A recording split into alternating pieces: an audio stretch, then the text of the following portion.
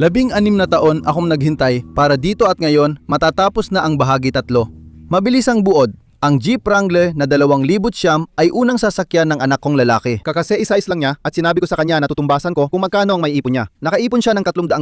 Tinapatan ko yon at ito ang nakuha namin. Aba, sinurpresa ko siya nang dinala ko siya sa auction at sa unang bahagi, nabili namin ito. Sa bahagi 2, inayos at binuhay namin ang sasakyan. Sa bahagi 3, tatapusin na namin ito. Jeep Wrangler na 2,000 siyam ito at naging viral ang mga video namin. Pinag-uusapan natin ang milyong-milyong views sa Instagram, TikTok, YouTube at Facebook. Talagang nag-viral ito. Naintindihan ko kasi 16 na taon ko itong hinintay. Sa totoo lang, parang mas ako pang excited kaysa sa kanya sa pagkuha at pag-aayos ng una niyang sasakyan, mag-ama. Marami sa inyo ang natuwa sa sharing ito dahil nakaka-relate kayo o naalala ang unang sasakyan ninyo. Espesyal talaga ang unang sasakyan. Tatapusin na natin ito. 16 na siya at mapapadrive na niya sa pagtatapos ng video. Kaya ko kayang kumbinsihin siyang ibenta ito para kumita at makabili ng iba. Magkakaroon tayo ng bagong flip series sa channel, mag-ama. Yan ang inaasahan ko at malalaman natin sa dulo ng video. Excited kami pareho. Excited ang iba sa inyo na ipagpatuloy ang sharing ito. Narito na ang part 3. Tatapusin na natin at bubuhayin ulit ang sasakyan.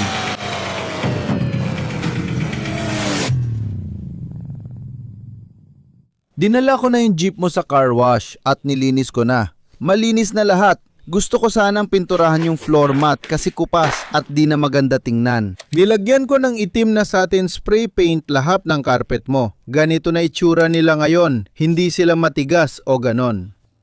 Oo, kung basta ko lang ito inisprayhan ng pintura, titigas at magiging parang crusty ito. Pero dinas ko lang at hinayaan ng alikabok, kaya ganito na itsura niya ngayon. Dapat nga may maganda pa siyang, para may magandang kinang siya, di ba?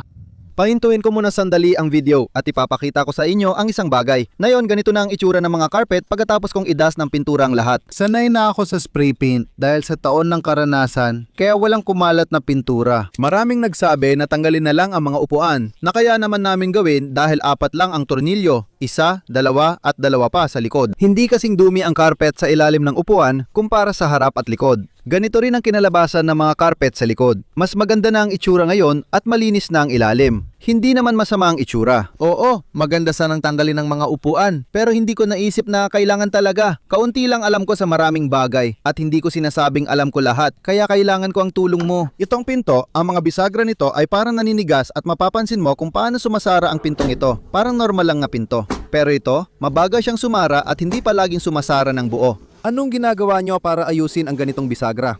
Nilagyan na namin ng penetrating oil at WD-4 napu, pero hindi pa rin gumanda ang pinto. May konting pagtutul pa rin sa pagsara. Kung may alam kang solusyon, bukas ako sa suhestiyon. Ngayon, magpatuloy na tayo. Tapos na ang loob, gusto kong tingnan ang check engine light at malaman ang dahilan. Kukunin ko ang scan tool para i-check ito. At gusto kong buhayin ulit ang plastic na yon ang uunahin natin. Tapos, gusto kong pinturahan ang mga tow hook, ang trailer hitch at ang mga side step. Pagkatapos, pipinturahan natin ito. Nakalimutan kong iguhit ang pitch sa rim ko. Gagawin ko para sa'yo. Medyo pangit ang mga gulong. Puro brake dust at matigas na metal mula sa preno. Kailangan nating tanggalin ang mga gulong at suriin ang mga preno balang araw. Pero, aalisin ko muna lahat. Ito ay muriatic acid. Huwag mong ipahid sa balag o langapin dahil literal itong asido. Kaya ipapasuot ko sa'yo ng rubber gloves. Nung sinabi kong huwag mo itong langhapin, kapag inispray mo, ayaw mong malanghap ito dahil masusunog ang baga mo. Sige, kung gagamitin mo ang brush na ito habang naka-rubber gloves, ipahid lang sa gulong at tatanggalin ng asido ang brake dust. Kung lalapit ka, makikita mong nagdidilaw na dahil sa asido. Ipahid ko lang ito, tapos hayaan natin ang asido na gumawa ng trabaho. Sige. Ngayon, ayaw mong gawin ito sa chrome na gulong. Sige. Sa chrome na gulong, kakainin nito ang chrome mo. Pwede mo ring gamitin ang spray nozzle pero wag mo pa rin itong lalanghapin. Kakainin nito lahat ng plastic dito kaya minsan lang magagamit. Kita mo, kumalat na pati sa hangin. Ayaw mo malanghap yan ha? Hayaan mo lang muna ng 1 minuto. Tingnan mo kung paano bumubula. Oo, asido yan. Kinakain niya lahat ng madaanan. Ngayon, gamit yan, kuskusin mo ang gulong. Kita mo, kinakain na agad ng asido ang lahat ng brake dust dyan sa taas. Subukan mo ring abutin lahat ng sulok ng gulong. Dahan-dahan lang gamit ang magaspang na espongha para matanggal ang natitirang dumi. Pwede mo ring uskusin ang lahat ng sulok at singit. Ngayon, banlawan mo at tingnan kung ano ang itsura. Isipin mo kung gaano kadanggal yan, kaya ang asido ang gumawa ng karamihan sa trabaho. Kung gusto mo pa, pwede pang ulitin para matanggal ang tira sa singit-singit. Ganyan talaga ang asido. Pakintabin ko muna ito bago ko ipapapintura lahat. Ayos? Una nating gagawin ay ibalik ang sigla ng plastic, lalo na ang itim na plastic. Huwag mo itong subukan sa bahay. Sa huling video, ipinakita ko kung paano ibalik ang trim plastic gamit ang flamethrower. Ito ang paborito at pinakamadali kong life hack, pero may iba pang paraan. Ginagamit ko ang flamethrower dahil dito. Marami akong produkto na nagsasabing kayang ibalik o gawing itim muli ang black plastic trim. Ginawa ko na rin sa mga Jeep Wrangler ang pag-tape ng lahat ng fender flare at bumper. Gumamit din ako ng Rust-Oleum truck bed coating na may satin finish at texture. Gustong gusto ko talaga yon. Pero natatanggal din yung bagay na yan. Kaya kung hindi mo ito maayos na nahanda, natatanggal din ang pintura o truck bed coating at pangit ang kalalabasan nito sa kalaunan. Satin spray paint talaga ang pinaka-epektibo. Kung ako, tatakpan ko lahat at gagamit ng manipis na patong ng satin spray paint, pero sa totoo lang, walang permanente. Kahit gamitan ng flamethrower, lalabas lang ang langis sa trim at muling iitim. Pero mukhang mas nagiging marupok ito ng kaunti. Kaya gumagamit tayo ng UV protectant pagkatapos nito at yon ang susunod nating gagawin. Nakikinig ako sa mga komento. Marami ang sabi, epektibo rin ang linseed oil na may mineral spirits. Hindi ko pa natatry pero susubukan natin sa ibang video. Masayang gamitin at panuurin ang flamethrower lalo na kung gusto mong mang-asar. Kaya gustong gusto ko ito. Ito ang itsura ng mga plastic dati, kupas at kulay abo na imbes na itim. Tinamaan ko, natunaw na siya. Ipaliwanag ko lang sa inyo yung proseso ng trabaho.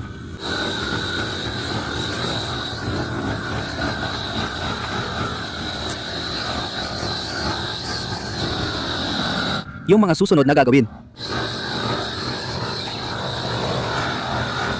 So ito ang itsura bago, ito naman ang itsura pagkatapos. Maraming tao ang magpapasindi ng apoy dahil sa video na ito. Bago, pagkatapos. Ang susunod na gusto kong gawin mo ay kumuha ng UV protective. Ilagay mo diretso sa isang sulok. Huwag masyadong madami. Ayan, tama na yan. Ngayon, ipahid mo sa iyong headlights. Takpan mo lahat ng headlight. Sige, hayaan mo lang yan. At ngayon, gawin mo rin sa mga plastic, okay? Ilagay mo lang sa paligid ng itim na plastic gamit yan. Huwag sobra. Pagkatapos, may polisher ako sa likod ng Expedition na may wax.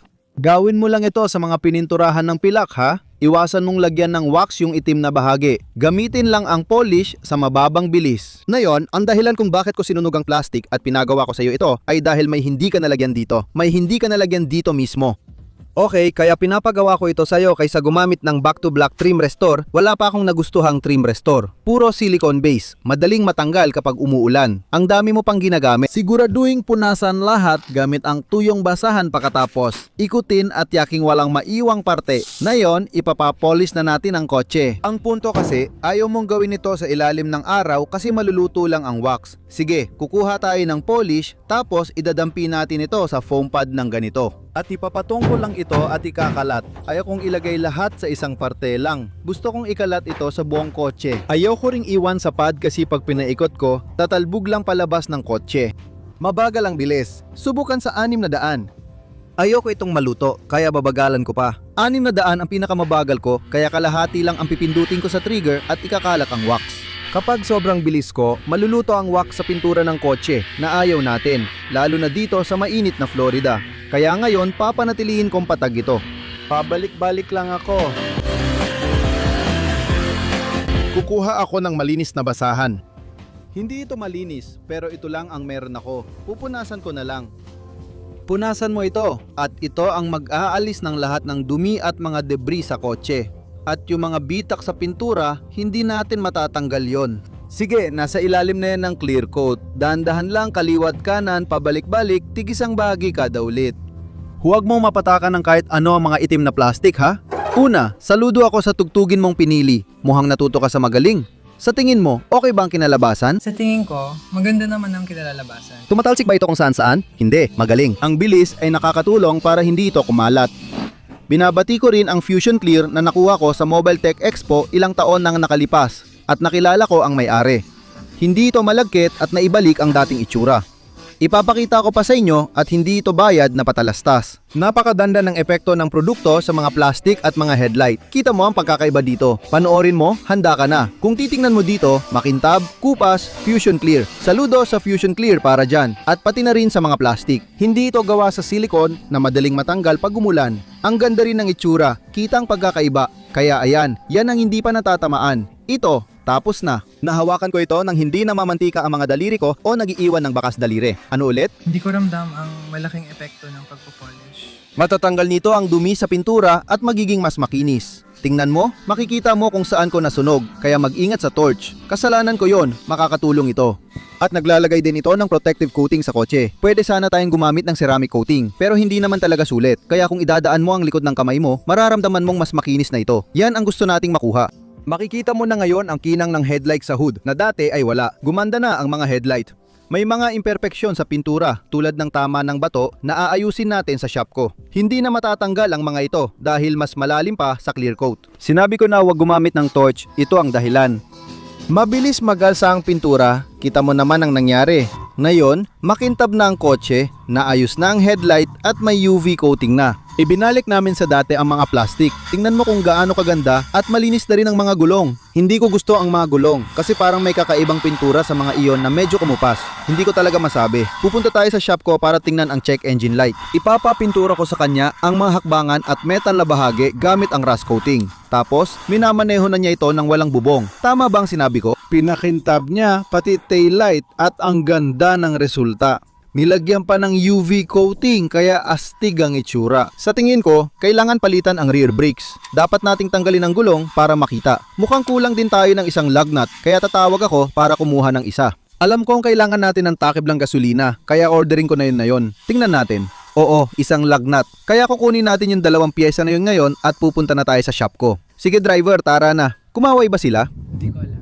Hindi sapat. Hindi ka kumaway? Hindi sila kakaway sa akin. Ang bastos naman. Ang tanging patakaran ko, walang duck. Hindi ako sasali sa docking.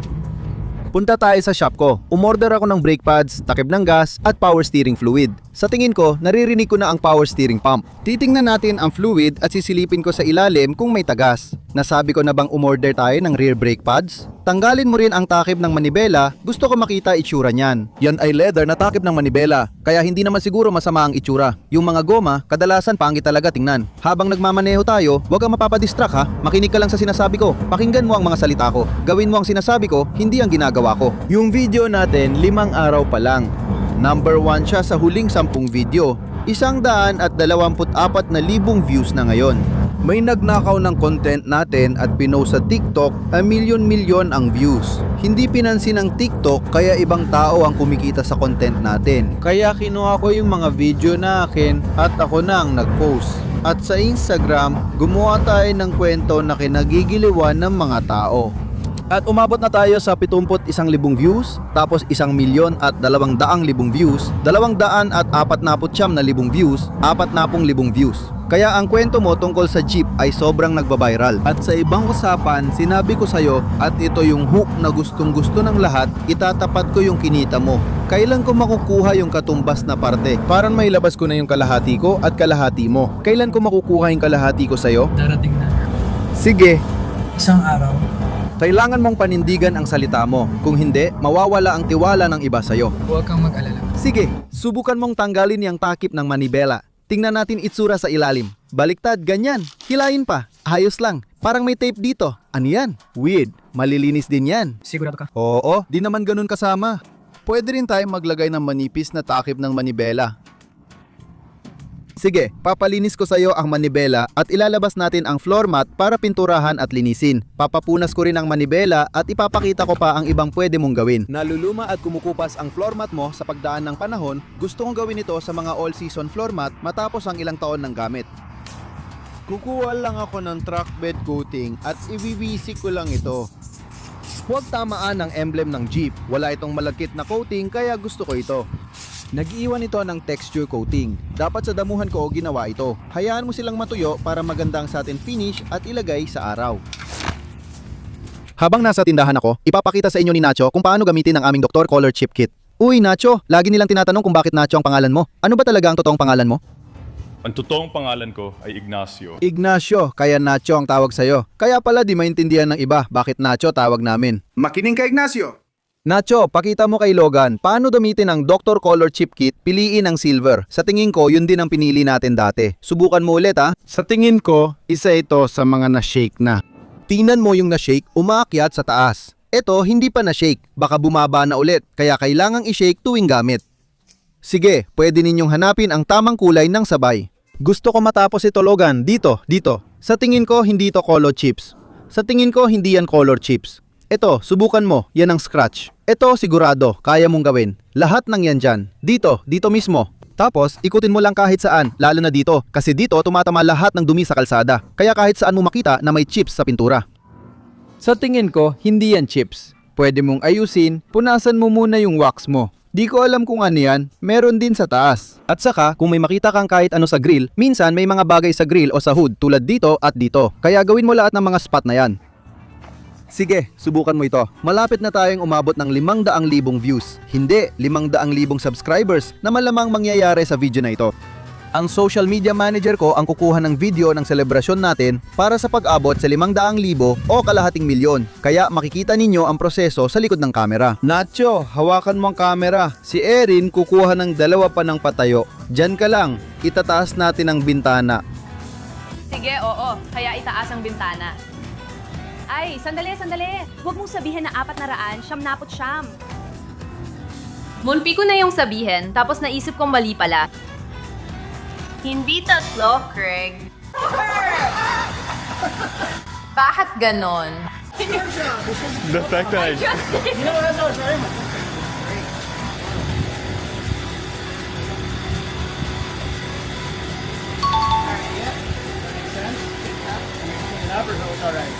Hindi, mukhang okay yan. Oo, sige, pasok mo na. Sige, alam mo ba kung anong ginagawa natin? Gawin mo na lahat ng gusto mo ngayon. Papunta na ako para kunin ang lugar na to. At lakarin mo na lang. Sige, handa ka na ba? Paparating na ba yung vertical? Sandali, hayaan mo i-double check ko kasi parang nagdadalawang isip ako ngayon. Oo, nagre-record na tayo. Sige. Handa ka na ba? 3, 2, 1. Sige, dasal na. Logan, magsimulang maglakad. Perfecto. Sige, Logan, kailangan kong manatili dito. Uy. Sige. 2, 1. Oh, nakuha na natin.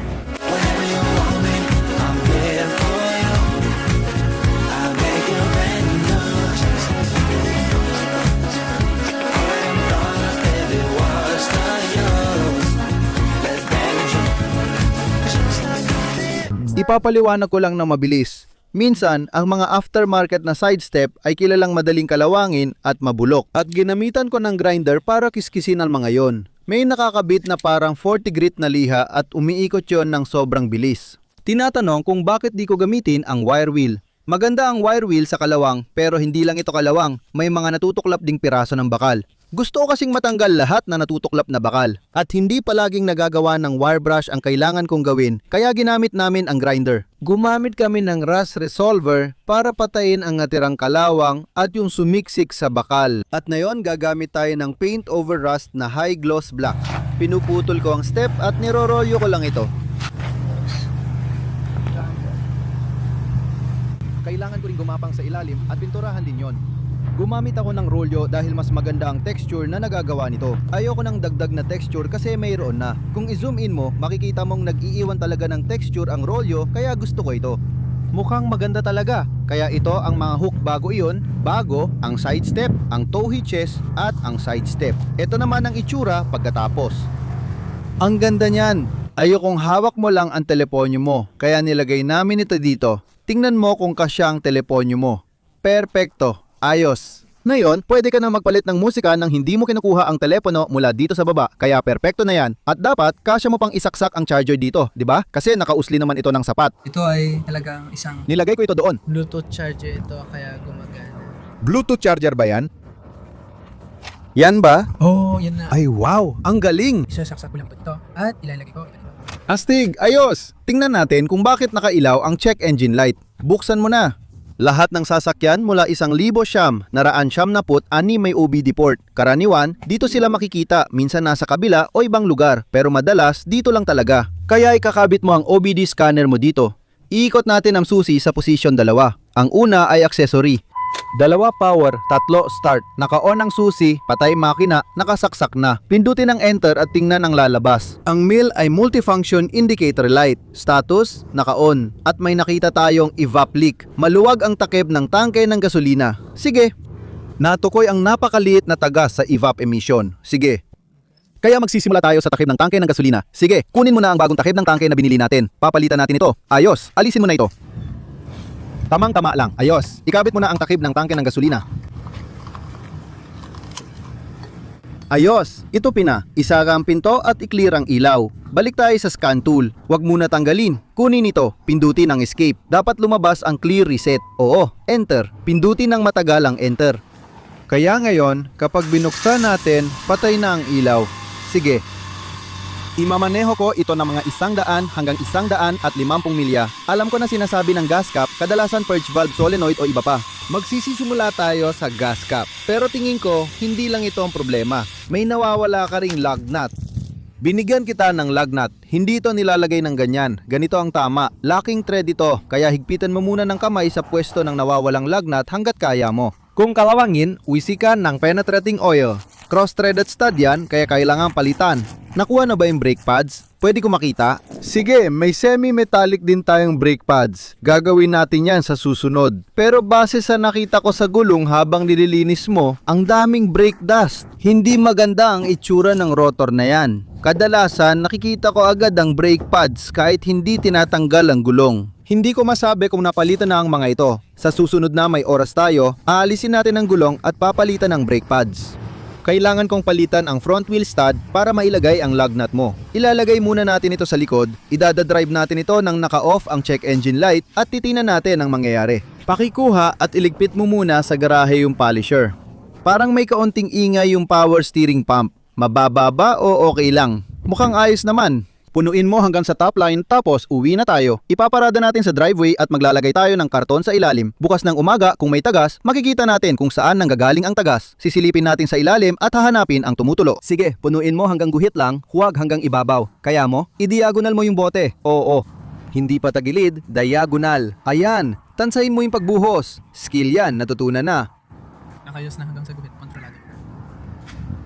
Oo, ayos ka na. Magaling. Isara mo na yung takip at itabi. Sa tingin ko, yun na lahat para sa video na to. Tara, tingnan natin ito sa liwanag. Humanap ng magandang parking spot, kumuha ng magagandang litrato, at tingnan kung ano talaga ang itsura ng natapos nating produkto. Kadalasan, dito na yung parte na kukuha ako ng mga litrato at ipopost ko na ito para ibenta. Hihingi ako ng 8,000 at 500 para dito. Nagastos ko dito mga 5,000 at 500. So, mga $3,000 ang kita? Itatago ko ba o ibebenta? Itago mo. Itatago mo ba? Sa tingin mo. 3,000? Grabe, ibebenta ko agad yan at bibili ng mas maganda.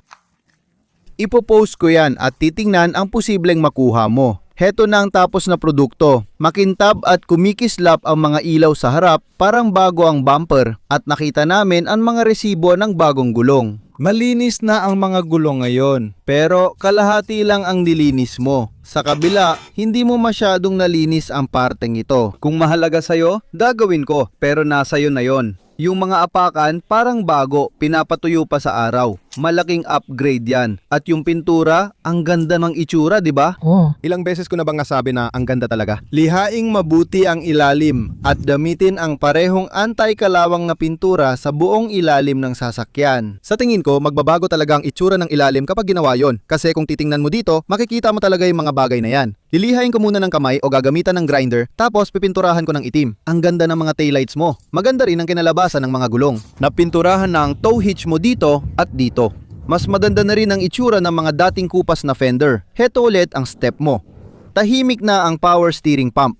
Di pa rin umiilaw ang check engine light. Nakalimutan nating tanggalin ng pandikit ng auction sticker, pero papalitan naman ng windshield. Aayusin din ang rear brakes. Maganda rin ang floor mats. Maganda ang itsura ng carpets. Yung mga frame ng upuan o kung anuman tawag mo dito ay astig ang itsura. Meron tayong Bluetooth, meron tayong phone holder. Tanggal ang bubong. Malinis na ang mga upuan. Ipapakita ko rin sa inyo yung likod. Ang ganda ng itsura, ang ganda ng mga upuan. Sa tingin ko, magandang nagawa natin. Oh, sa ngayon din ako. $8,500. Hindi mo pa nga narehistro yan.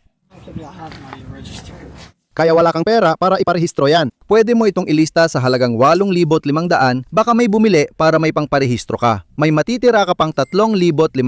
Pero saan pa ako makakahanap ng jeep? Sa auction, marami namang ginawang jeep, hindi lang isa. Huwag kang masyadong ma-attach sa mga bagay. Kung ako, ililista ko yan, tingnan natin kung anong mangyayari. Pero hindi naman yan ang una kong sasakyan. Kaya ikaw na ang magdesisyon.